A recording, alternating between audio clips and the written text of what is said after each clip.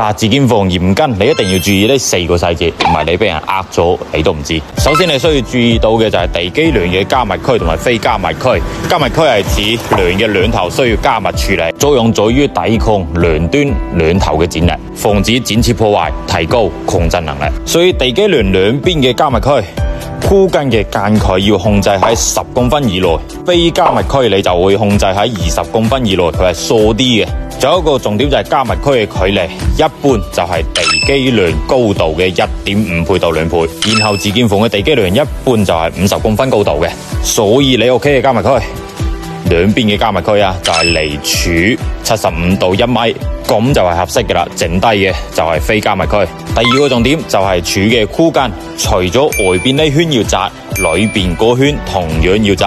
嗱，好似呢度公園就屬於偷工減料啦。你見到外邊有窄，但係裏邊係完全冇窄嘅。第三點咧，成台嘅鋼筋龍紮鐵一定要好似呢個樣板咁樣，20公分一個間距，一條鋼筋。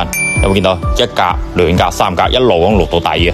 咁樣成台就好似一個正方盒仔咁，全部紮起晒。但係咧，有部分師傅會偷工減料嘅，淨係紮上邊、下邊全部忽略晒，全部唔紮。咁樣咧就會導致到頭重腳輕。第四點咧就係樓梯嘅鋼筋一定要預埋喺地基梁裏面，要成排都要箍住個地基梁。